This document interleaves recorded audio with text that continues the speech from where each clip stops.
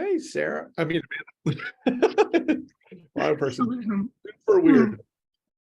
Yeah, what's going on? Oh, well, I guess just try relaunching them all. So, we had weird. So this is, excuse us, just a sec, Amanda. Sorry.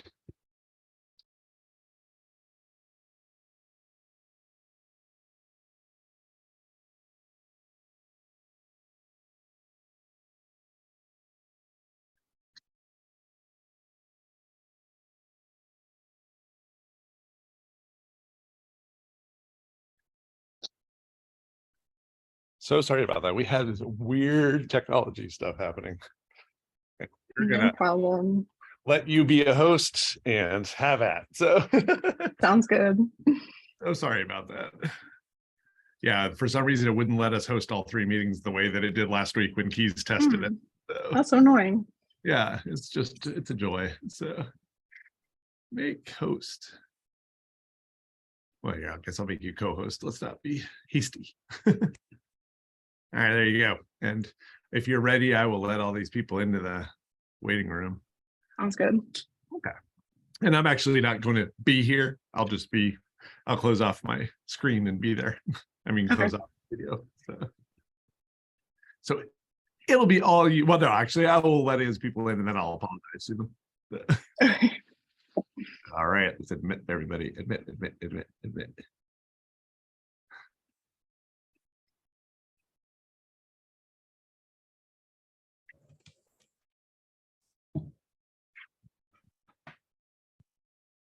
Hey, everybody. So sorry about that. There was a weird technical, as always, right? Like strange technical problems that occurred after testing last week, had everything working perfectly well. So, I'm Eric Johnson. I'm one of the ACTAL folks, along with Amanda and others. So thrilled that you're here. I'm going to now slide out because I'm not actually leave, but I'm going to mute myself because this is really not my show at all. But appreciate everybody's patience. Very sorry about that. Actually, sorry, can you enable screen sharing? Oh, sure. Yes. Thank you. Happy to do that. Apologies, of course. I just wanted to catch you in case you do. Yes. Well, I will actually be here. I just Okay. be sort of in the background. So No worries. and actually what I will do is also make you a co-host as well. All right. So all right, hold on just a sec.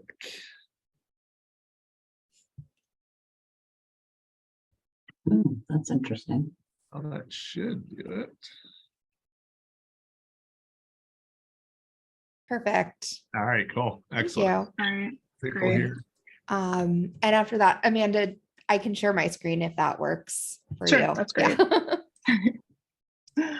All right. Well, thank you, Eric. And hi, everyone. Welcome to ACTAL's first virtual conference and the roundtable on collaborating with faculty to move beyond just do something creative. So we're really excited to all be together today, talk about the ways that we help faculty design, implement creative technology assignments, and what pedagogical support looks like for us. My name is Amanda McCullum. I am the Multimedia Literacy Librarian at the University of Delaware, and I coordinate that support for multimedia assignments. And my co-facilitator is... Hi, I'm Sarah Cantor. I'm a studio librarian at the University of Tennessee, Chattanooga, where I do like in-classroom instruction, and I also help faculty with instructional design for multimedia projects.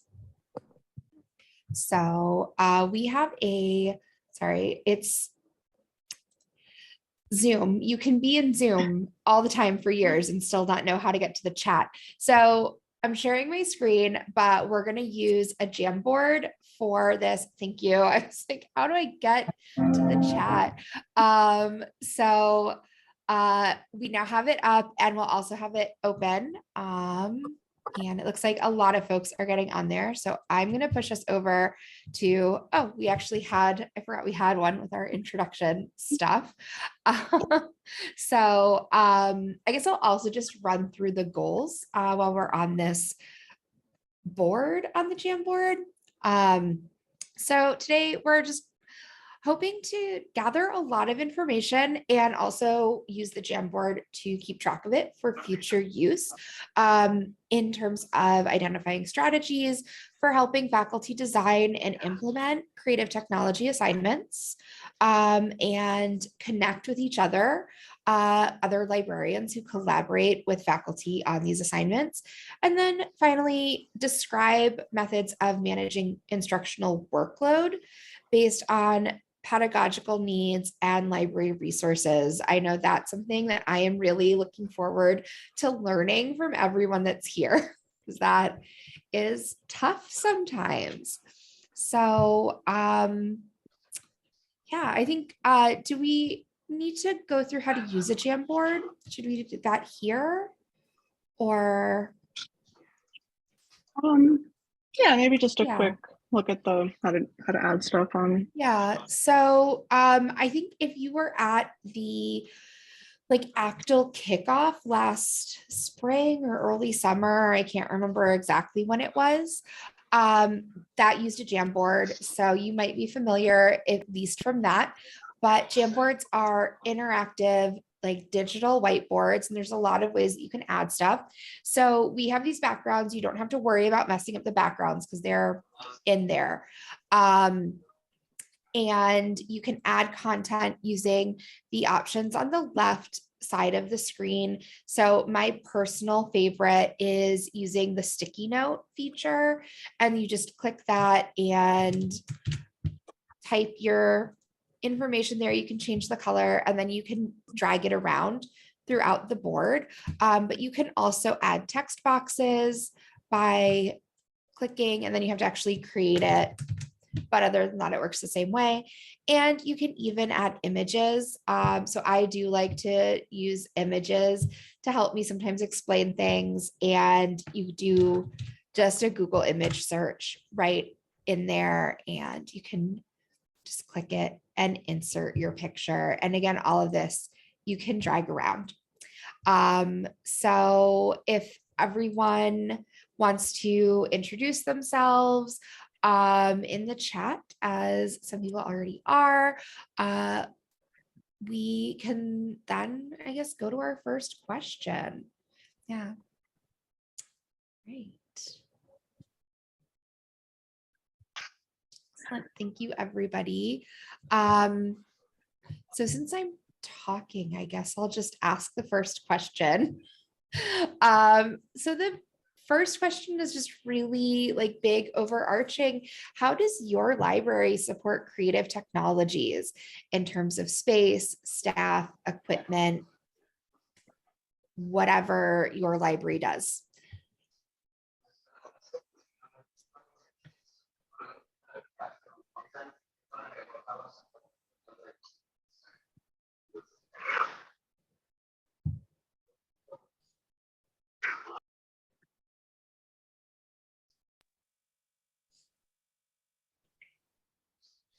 All right, we have some content.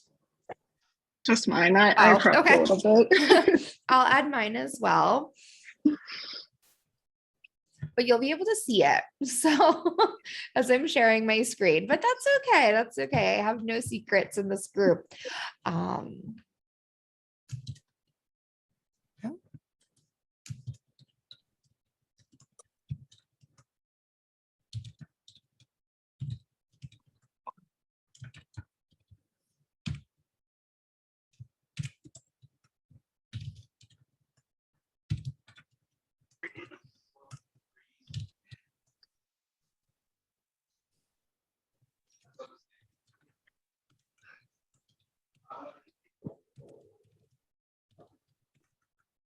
How come I can't do that?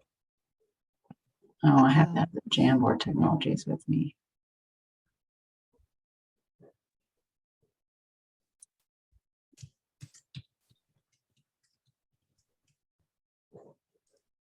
All right, this is looking great.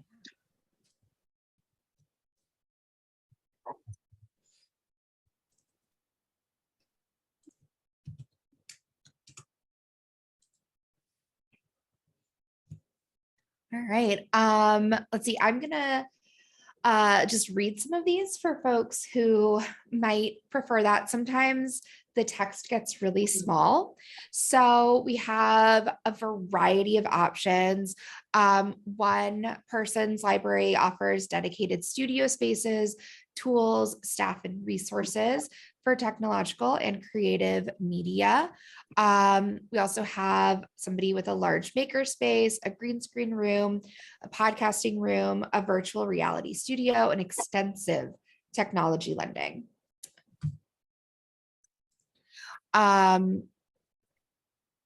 At Miami University, there is a makerspace in the main library with tons of cool stuff, as well as an AV studio for podcasting and video, and a virtual reality lab.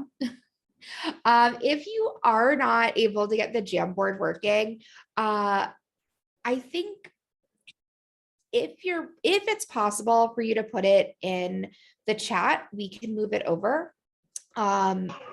But also if you're on like a tablet, I know that is not necessarily any easier.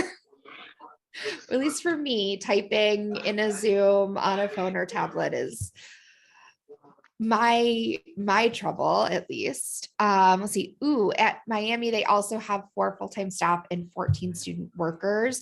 I should have added that. At UTC, we have a lab with 24 workstations, lots of equipment, and we have 3 full-time faculty members and 3 full-time staff members. The faculty, everyone teaches workshops, faculty members teach classes, and then we also have 6 student assistants. Let's see some other things coming up on here. Sorry, I moved that for somebody else. We have other folks who have access to really cool equipment like laser cutters, 3D printing, VR, podcast stuff, workshops, and faculty programs for intensive teaching. There's orientations available. Let's see, it looks like I'm guessing this is Tulane from the LibGuide address. A small selection of low threshold tech plus support and semi DIY help online. Let's see, trying to see which ones I have not gotten to yet. A lot of maker spaces that are some of them are part of larger networks, workshops on craft skills. Another library does workshops on Adobe. We have Makerspace with other tools. I would love to learn more about that. Are they actual tools? That's exciting. Let's see some of the stuff coming through in the chat. Okay. Sorry. I am good at keeping an eye on chat, but I'm not always good at reading it. So it looks like some places have similar services that have been offered through IT. And yeah, I'm seeing a lot of labs, a lot of maker spaces, a lot of production spaces. Here at UTC, we have 1 audio space and 1 video space, but at University of Delaware, it looks like there's 6 production studios. So that's pretty cool. That's a lot, I think, from what I've seen. Yeah. And I think it's also fair, like if other people want to come on the microphone, I think that's fine too, if that's easier than typing. Again, like if you're on a tablet.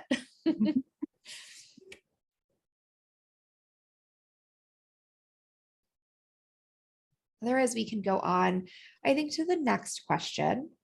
So let me go to that one. All right. So that's really helpful, I think, just to get a general sense of what your libraries are doing. And now we want to talk a little bit more about teaching for and supporting these creative technology assignments. So if you have a part of your teaching and learning program that supports these assignments, what does that look like? Is it one-shots? At UD, we're a one-shot model and have moved more into a train the trainer model, which I can talk a little bit more about. And we're also interested in what kind of assignments are you seeing? Are there, we see a lot of podcasts, but, support video, graphic design, and everything like that. Finally, when I get into the Zoom room, and then we'll get started momentarily. I was enjoying checking out what y'all were putting in chat, so feel free to go ahead and introduce yourselves again in chat if you would like to, and say. I think that was Maybe something else. Okay. I was like, oh, that is about us. I am enjoying what people are putting in chat. But okay, so go ahead and start putting your content on here. You'll see what I'm typing, but.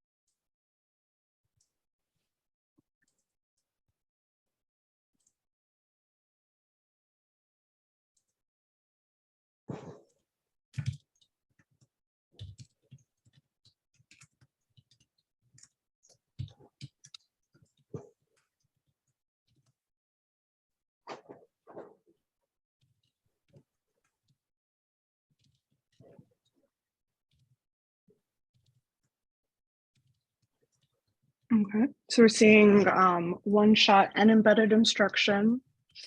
And I'm really definitely interested to talk about that embedded aspect. We've been able to get into Canvas, our learning management system, which I think has been really helpful for making sure students have the resources they need. I'm also interested, we really distinguish between course-related support at UD and workshops. We have a workshop program in the library that are open to anyone, and then we have these sessions that we offer, to specific classes with these assignments. Oh, I'm really intrigued in this one, the 360 video.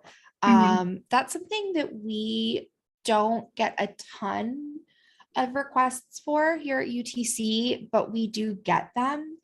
And, we don't we don't have very good 360 cameras. So if anybody has some suggestions for those, I know we are looking at replacing the difficult ones that we have. So yeah. Yeah. And for other stuff here at UTC, our common assignments, right now we have so many podcast assignments going on. I feel like it's probably at least 8 of our classes. And then we see a lot of infographics and then videos. And right now, most of our videos are more like recording presentations than making real videos telling stories. I have been pushing TikTok videos a lot lately because I think they're kind of fun for students and for faculty. And also they're really accessible for students. They remove a lot of the intimidation factor. I'm so interested in TikTok assignments. I have not found anyone who wants to do one yet, but I'm really hoping. I had to really convince some people, and the students, I had a class last spring where the students were scoffing literally when I went in and I said, we're going to do TikTok style videos. And I was like, I've never seen so many rolling eyes or anything like that. But then, and the professor, I really had to push her for it. I was like, trust me, this is so much lower stakes for them while teaching them these kinds of skills at the same time. And they were all great. The professor was like, wow, I didn't trust you. I should have trusted you. This turned out excellent. And I am writing down these 360 camera suggestions from the chat. So does anybody else want to talk about anything that they're putting on the Jamboard?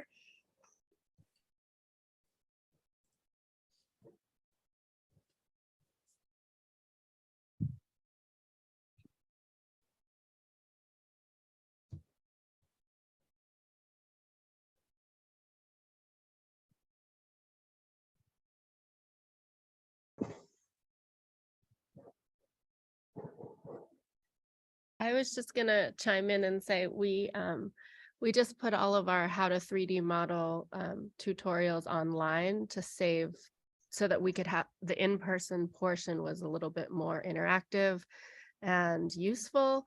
And that's allowing us to pivot into providing 3D modeling support for classes like the fashion class, whereas before it was just like engineering. And so that relieved us a lot, because instead of asking a professor to give us 2+ hours in order to do this, we could be like, here, you can have everyone watch this portion, and then we'll spend 45 minutes in the hands-on part, and then we'll get your students started on their own models and they can come back later. And so we're really excited to be able to say yes when we would normally have been like, no, no, everyone would have said no. So that's kind of new for us too. And our goal was to get, the laser cutter training, all of these things online so that we could kind of have this a little bit more useful time in person together. Awesome. Thank you so much for Yeah. sharing. I've thought a lot about like scalability and sustainability. And I think when you can do that flipped classroom approach and, work with various disciplines, that is really fantastic. Yeah, I think it also helps with people who reach out and then they figure out, like, you want to say yes, but it just doesn't really work. And so you're like, oh, here's this module that you could try, So anyway, I'm sorry I'm not on Definitely. camera. I have to teach soon, so I'm getting That's ready. okay. So I have a question. I'm looking at the instruction models. Does anybody else teach in the classroom frequently? I know that can be difficult for, it can be time consuming, especially when you have limited folks that can do it, not workshops, but because I was teaching a class yesterday and the faculty member was asking about flipped classroom stuff, and especially how to do multimedia assignments with a flipped classroom, because here at UTC we've seen a lot of students struggling in the I don't want to say post-COVID world, but we've had a really strong return to campus officially this semester, and students seem to be doing better with flipped classroom models. But the question then is, how do we teach, multimedia stuff in a flipped classroom? But it does give you the opportunity to have that instruction done and then do hands-on stuff. So, ooh, Jason, I like this idea of teaching your own honors class. That is very fun.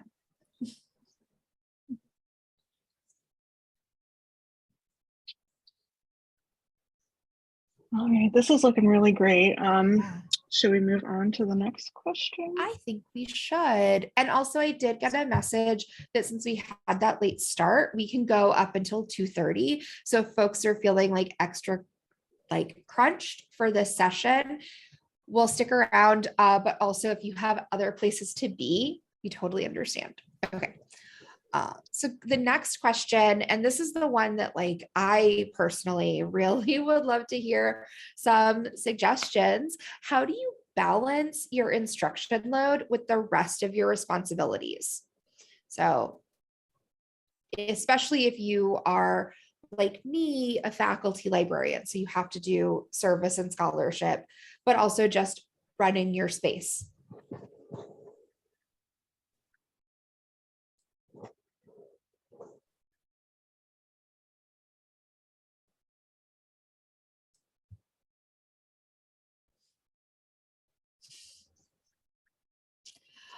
Lisa, I love your hashtag learning on the job. Can very much relate to that. I imagine most of us here can.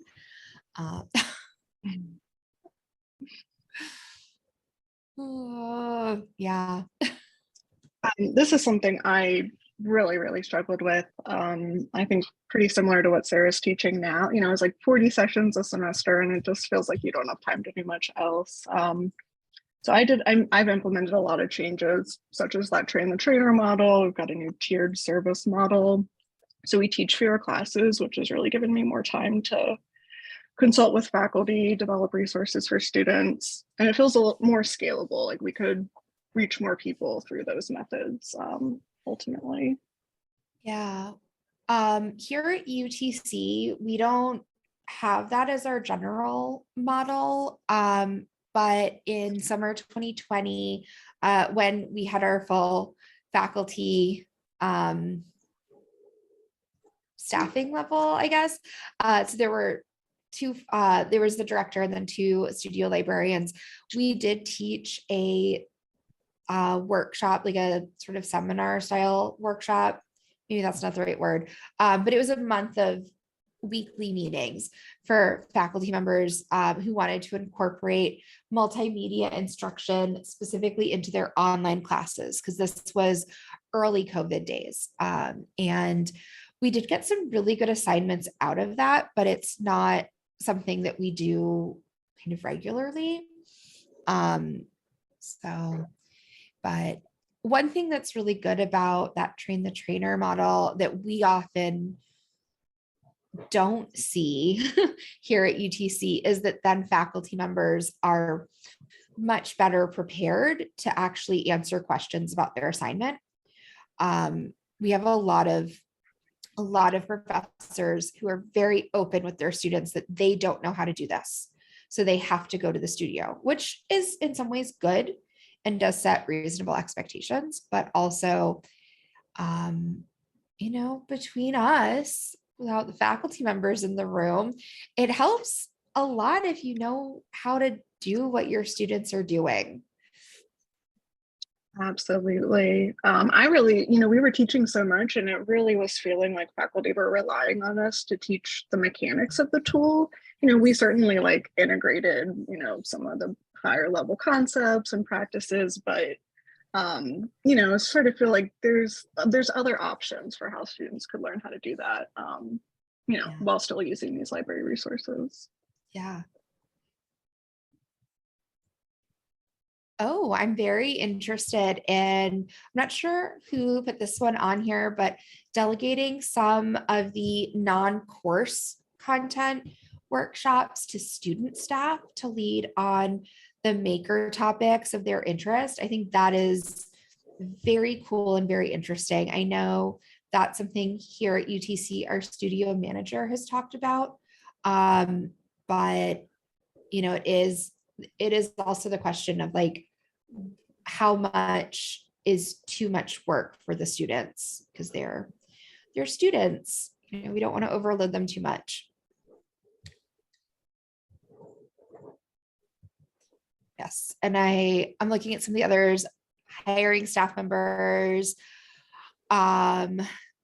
saving old teaching content. So you don't have to start from scratch. Do that a lot. Definitely. Yeah.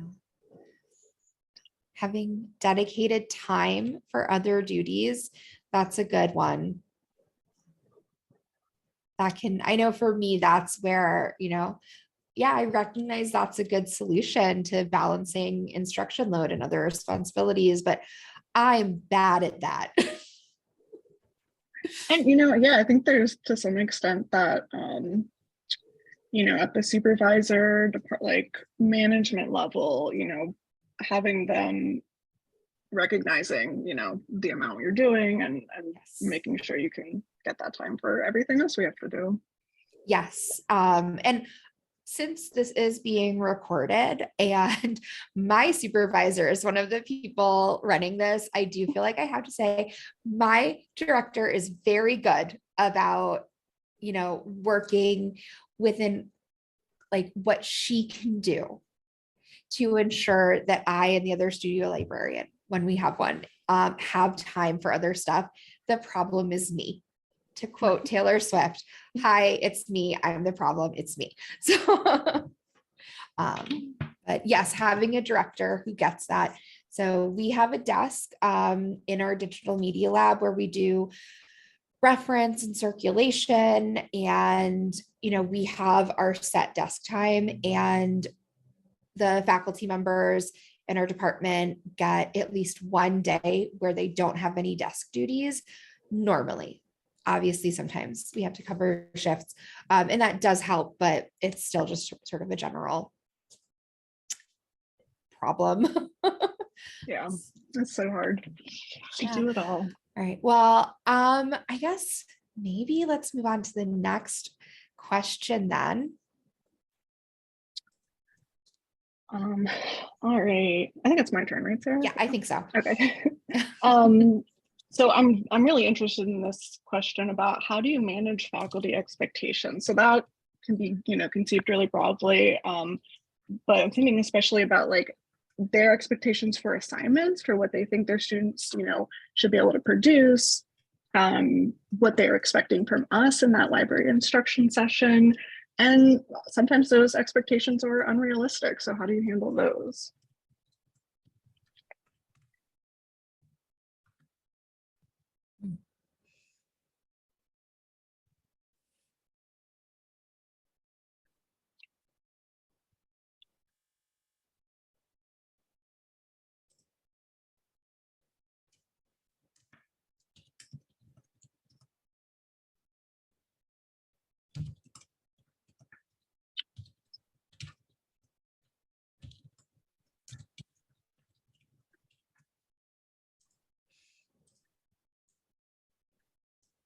All right. Yeah. How many 60-minute podcasts do you want to listen to? Like parameters are so important. And I feel like that is like a consistent, advice I always give. Helps both the students and the faculty, right? Yeah. Yeah, not making promises.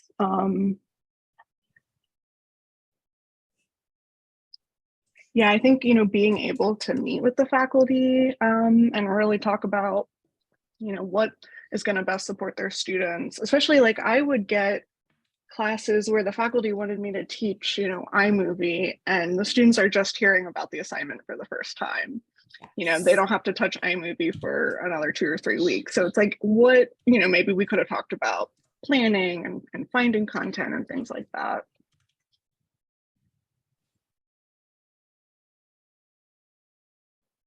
Yeah, and I think that like I'm looking at a lot of boundary setting, which was so key, and just being like really clear about capacity, connecting to other campus resources. Yeah. Yeah, one of the things like you mentioned, Amanda, and I was like, how do I put that on a sticky note in a Jamboard? I am not sure, but like working with faculty members that maybe what the students need is not a demonstration of iMovie or whatever software. What they need is to figure out how to plan a project. And then that's where we at UTC ideally, or at least in the past, ideally, we have a teaching day where we'll do more of that like planning stuff, and then a work day closer to when the assignment is due for that same problem, where as far as the faculty member is concerned, I just need you to teach the students how to use iMovie. Well, the students need to know everything that comes before iMovie before they can get in, because that's very overwhelming. Let's see. So some stuff coming out of the chat. Sorry, I'm just talking over you. I can just talk and talk, obviously. But I'm gonna just copy and paste this over to a sticky note. Thank you, Jason. Yeah, we've definitely seen that or like you didn't know about an assignment and then all of a sudden everyone's coming to you, and right, you could have addressed it at the beginning. So it's at least hopefully a nice opportunity to like reach out, and a lot of times faculty don't know that we offer what we do, so it's like, hey, we can provide all this information for them ahead of time. I found, yeah, scaffolding and just like, some assumptions that students will like pick up the tools super quickly, which like a lot of times they do have experience with it, but and just like an understanding of like how much time do you have in the semester and what is realistic based on that time for this assignment. I have a sub question that I'd love to kind of put out to the folks here. One thing that we have done is try to put like media projects in terms that the faculty member understands better. Like if you're doing a 5-minute video, this is the equivalent length of a paper.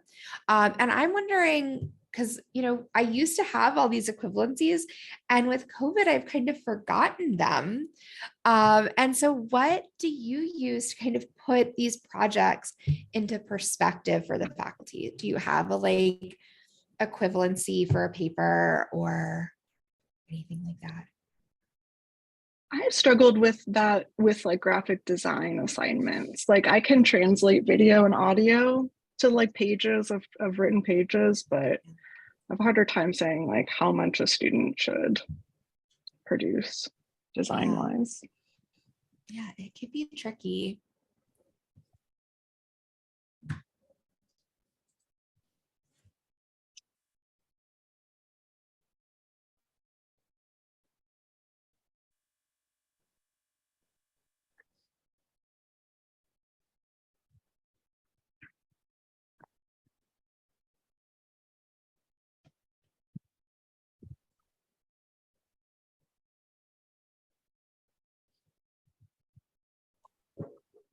Right. I don't know, should we go to the next one? I think so. Yeah. All right. I feel like it's making microwave popcorn, and I'm like trying to guess how much of it is like folks are done and how much of how much is just, okay, there's gonna be another bunch of pops. Okay. So this question, oh yeah, and if you have to go, since we started late, obviously, thank you all for coming if you do have to leave early. But for folks that can stick around, how much of a role do you typically play in designing assignments? And how do you approach instructional design for new creative technology assignments?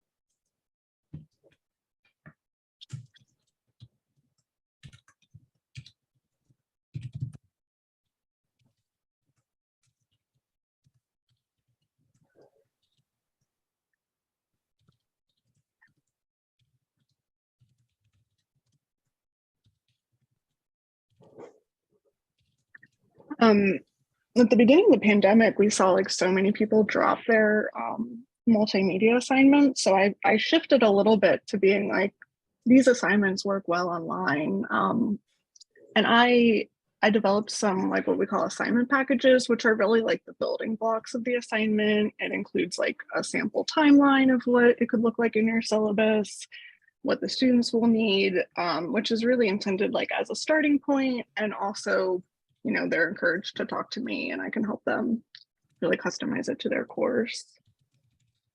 But it is certainly, still a challenge to get the word out that we offer that support and that these resources exist. This has also like definitely become a bigger part of my role. Like when I first started, I was not doing as much sort of assignment design support as I am now.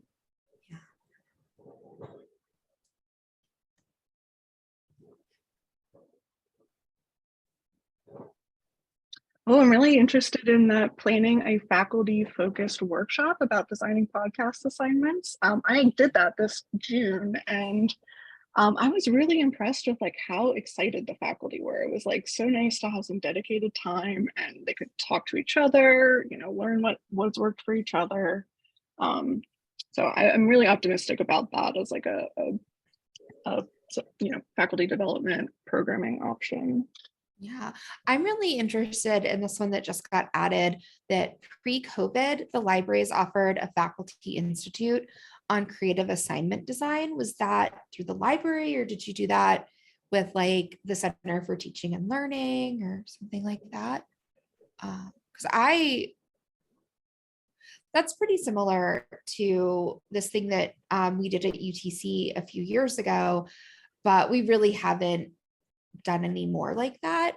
So we just got a new director for our CETL, and I think that would be an awesome opportunity. that maybe a new director would help with. Not that the previous folks have not been supportive of that, but you know, different people have different priorities. And so maybe we could get in with that new director. Definitely. We got a new director like 3 years ago, and he has like a particular interest in these kinds of assignments, alternative assessment. So that has Yeah. really been nice for like he makes space for us in that programming. Yeah.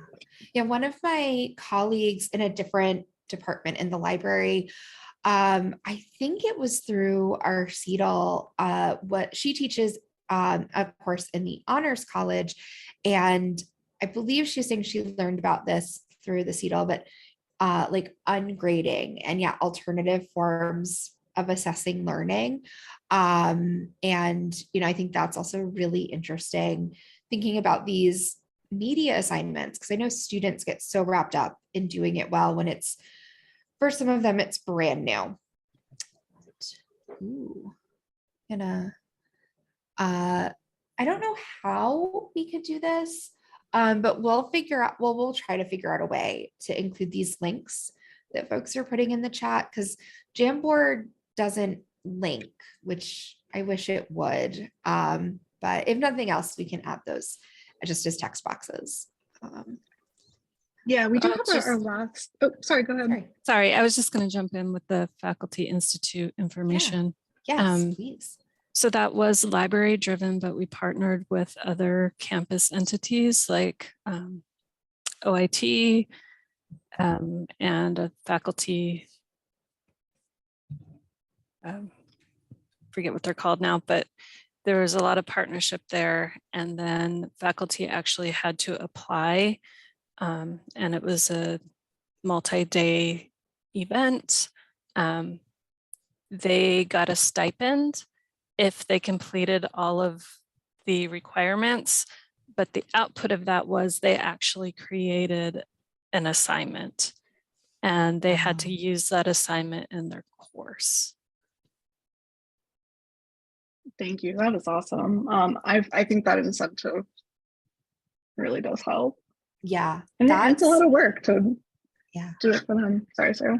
Yeah. Oh no, I was gonna say that's really exciting. I'm sitting here thinking like, how can we do that?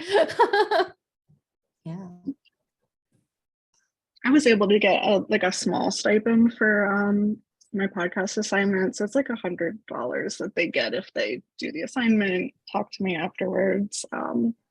So we'll see. I'm still waiting till the end of the year to see how many people take me up on that. I'm really interested in that for, future stuff, especially as more and more faculty are interested in using these creative technology assignments. This semester, we've had folks who've never done this sort of stuff before.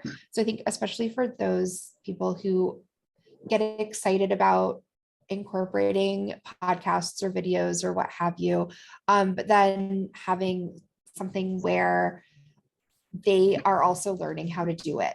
And learn and thinking about it more than just, well, instead of a paper, they can make a zine, but why a zine or why a podcast or why a video? Let's save this link for myself. Sorry, you're seeing that behind the scenes. But yeah.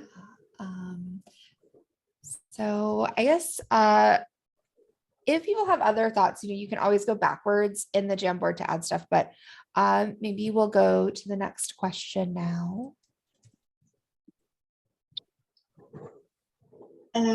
Our nest question is all about, developing learning objects, resources for students. So what does that look like for you? What are the different modalities you're creating resources for? And then has this changed since COVID, and how, as I was saying earlier, we were able to get into Canvas in a way that we never were before during the pandemic. So that has allowed me to share materials directly with faculty, or they can add me to their course and I can customize it. And I think that's been really successful in like making sure students know where they can get all these resources. And I will share this information, but if anyone uses Canvas, my modules are available in Canvas Commons for anyone to download. So you could certainly, you know, if you're interested, take them and make them your own.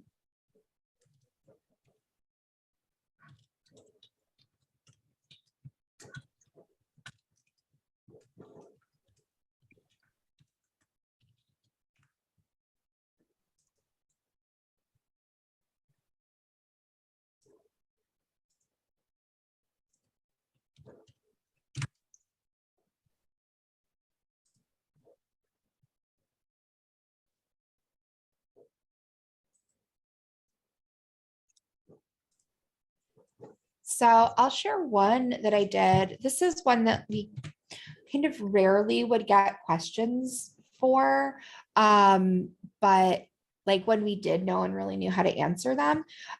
So I created a like guided tutorial using LibGuides for SketchUp. It's not something, it's mostly just used by our interior design students, but we have had other people who have needed help learning SketchUp, and it is difficult for some people to like pick up on their own, especially if they're not really doing a lot of 3D modeling or designing. And it's been helpful when we do have those people come in and say, I need to know how to use SketchUp for this. I think it's a civil engineering design contest, for example.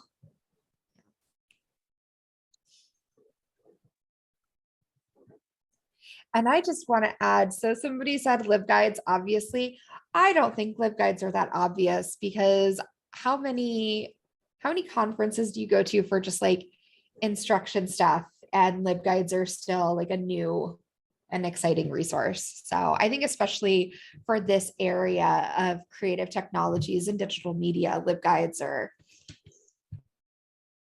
Definitely. a simple choice. They're simple, you know, in terms of what you can do, but you know, there's a lot there that I think in this field of academic librarianship, I think we can really push what LibGuides can do.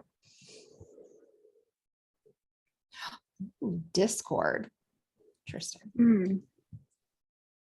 We tried Discord like internally, you know, among our staff, but it didn't really take off as we wanted it to. I have heard that some faculty members use Discord. So rather than like their students creating like, oh my God, I'm so old. What is it? GroupMe or something like that.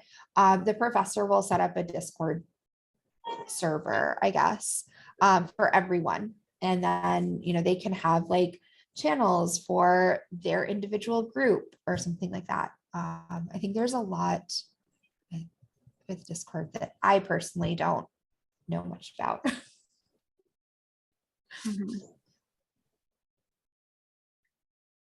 I've also, I do have one, I've made some like tutorials for Audacity, but we used to keep like paper guide, you know, we printed them out and had them in every class for the software. And it just started to feel like it was a lot of effort to keep them updated. And it was, you know, things were changing often. So I have shifted towards pointing towards existing resources a little bit more, which has saved me some time. Yeah.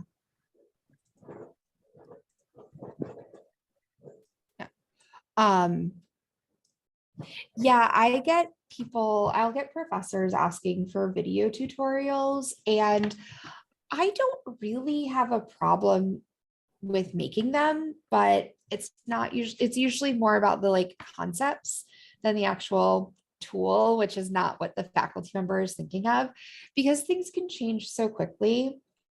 But at UTC, I always forget about these. They're asynchronous tools that we've been using for, I think, at least since our studio opened in 2015.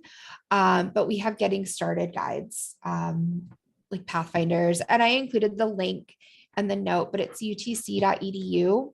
/studio-guides. Let me also put that in here. And those should be open for everybody to access. I think other people have used it for other things as well, like other schools and stuff.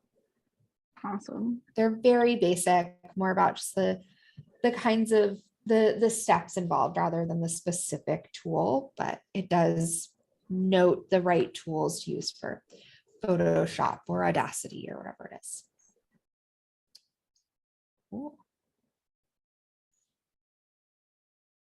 I am really interested too. Like right now, a lot of like my Canvas modules are like very resource heavy. It takes you through the steps of, you know, the creative process, but I am still thinking about ways to like get more active learning, student engagement, like, I don't know, instead of just like something they can refer to for links and things like that, videos.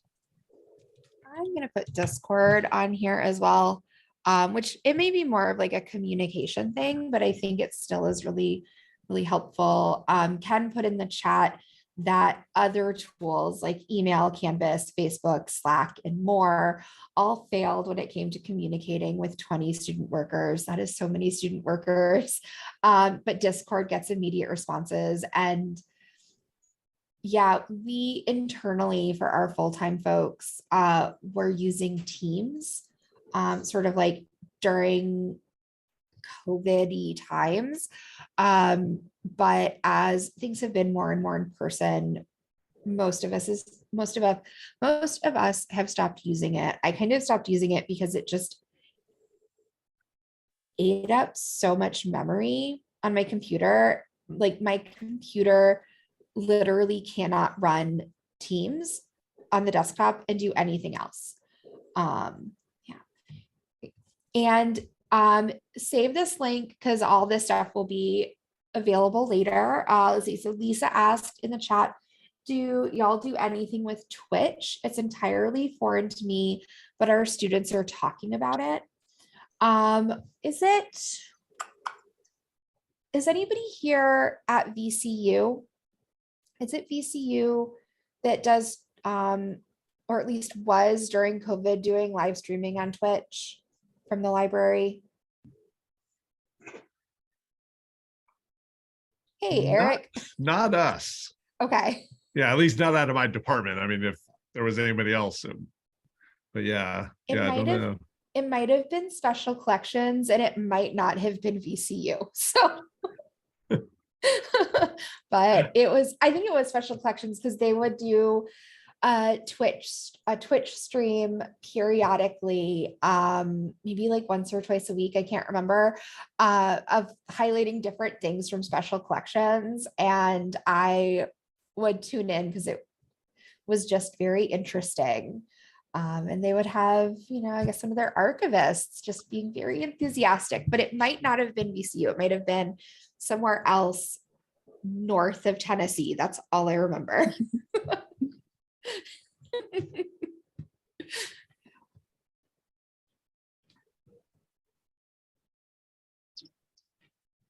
Ooh, live streaming VR.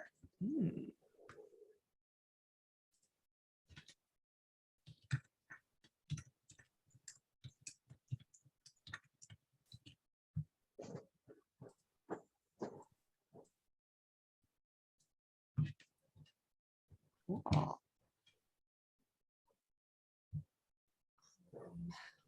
right, so we have about 15 minutes left in our extended time. But of course, if folks have to go, this was when this session was supposed to end. So I understand if you have other things you have to do, but I will go to the next question. And this is actually really similar, talking about Twitch and Discord. How do you do outreach to instructional faculty?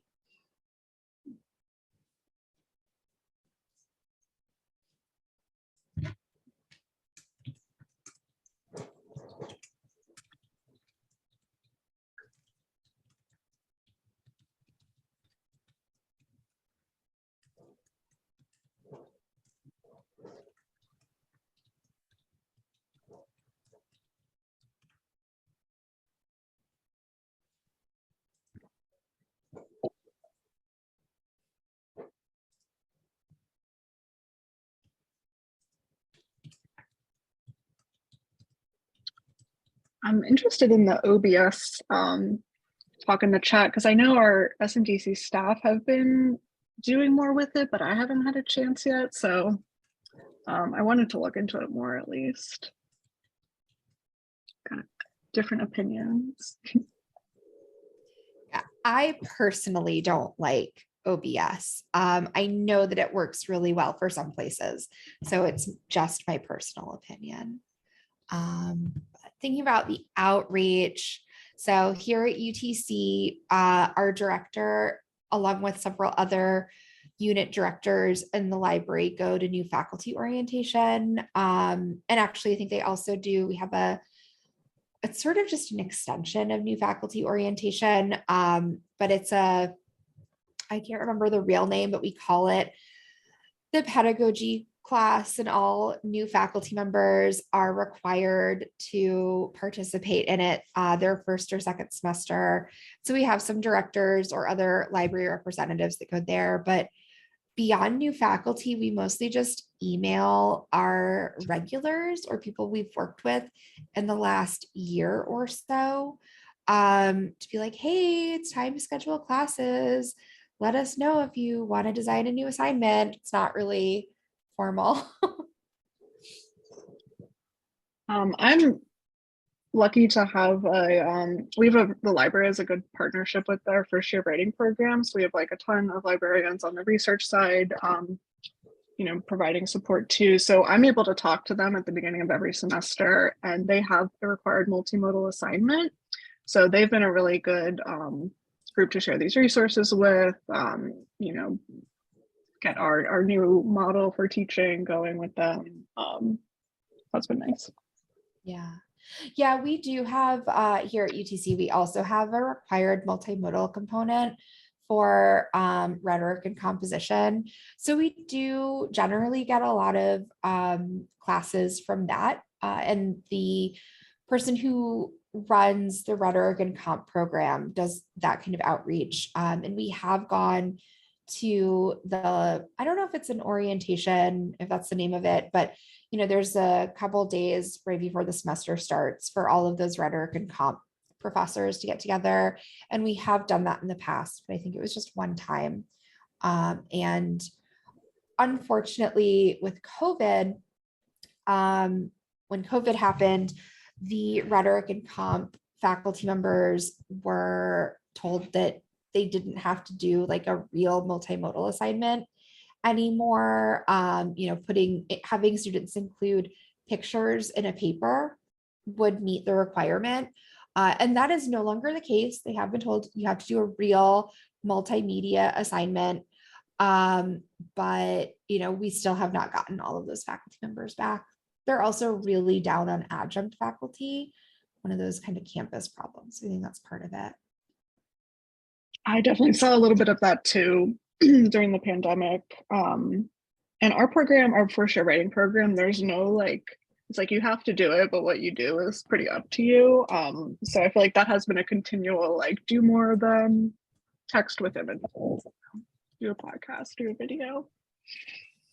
Yeah.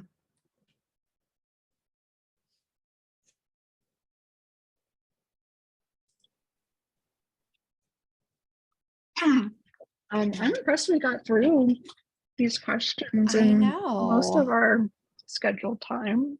Yeah. Like Sarah said, we can certainly stick around. Happy to talk about anything else that wasn't on these boards. The last slide is another place to share your resources, and we will find a way to make it a little more accessible for you. Yeah, I don't know if maybe we'll maybe try to well, it doesn't really help. I was gonna say we can go through the slides in the chat and put all the links in a Google Doc, but then it would still just be a link to a Google Doc on the Jamboard. So, but yeah, if you have any specific resources or teaching tools, go ahead and pop them on here. Or, even things that aren't necessarily specific teaching, but we've talked about things like Discord and live streaming, whether it's Twitch or OBS or whatever works for you. So if you have suggestions for that kind of stuff, for a couple of semesters, I think it was 3 or 4 semesters here at UTC, I coordinated some live streams around finals when we couldn't have our in-person, reading day and stuff and therapy dogs and stuff. And most of the people in the library really liked them. I don't know how many students were into it, but we ended up doing a lot of sort of ASMR type of content by the end of it. And people, like, at least within the library and then other faculty members on campus, did really enjoy that. We had one person who spent, I think it was an hour folding fabric, which I saw that on the schedule when she signed up, and I was just like, what do you mean by this? And she said, I'm going to bring in fabric and I'm going to fold it. And it was the best thing. And it was, I think, every semester we did the live streams, which we did through Zoom to YouTube, which is, again, I put it in the chat, kind of clunky, but it got the job done. It was our highest viewed segment for all of our live streams. That's amazing. Yeah, because I think everyone was like, what does that mean, folding fabric? And then they were like, oh, actually, this is really nice. And I just, a lot of people just kept it on. And then when the next person came, they all left.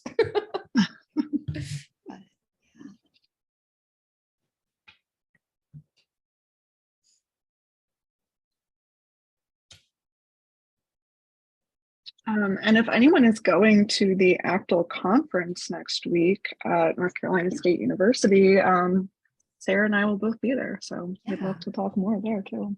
Yeah, I will actually, I was like, oh, should I put this on my resource sharing thing? I like to teach using Jamboard. So I'm actually doing a presentation there about teaching without technology. And for online classes, I do basically what we've done here, what I think other folks involved with ACTAL have also done, and use Jamboards as a way to teach this kind of stuff, because it can be very difficult to do any kind of creative technology instruction in a synchronous online setting, that's for sure.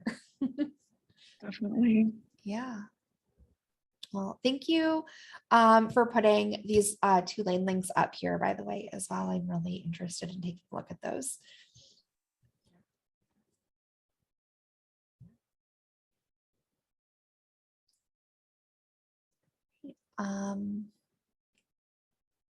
Yeah, and also, like, for the folks that are still here, if you want to come on mic and chat as well, it doesn't have to all be through Jamboards. You have some resources you'd like to share. Otherwise, thank you everybody for coming. Well, I will certainly stick around for the next 7 minutes just in case, but yeah. The tech problems changed the schedule, so I don't want to keep anybody if you have other places or other responsibilities, if you have a desk shift or something, or another roundtable to go to, because I think there's more ongoing. I think There's another round. Yep. Yeah. Did those get pushed back, Eric, or are they still starting at? I think they're still starting on time because it sounds like he solved what that the hiccup was, and we had a 50-minute gap between the two. So yeah. So again, very sorry about that. Yeah, it was super weird. I mean, he's like, I've done this any number of times, and for whatever, I tested it last week and it was fine. And this time it was like, sorry, you can't. So, it's one of those things. it was just trying to be there's sort of limits on how you can do like multiple things being hosted by one thing, but he had, managed to not ever have that be a problem in the past in hosting other conferences, but you just never know. So it just always happens. I presented at a conference last week that was online, and I don't know exactly what happened, but like, I guess the hosting stuff did not get done properly. So we did not have a host in our session. And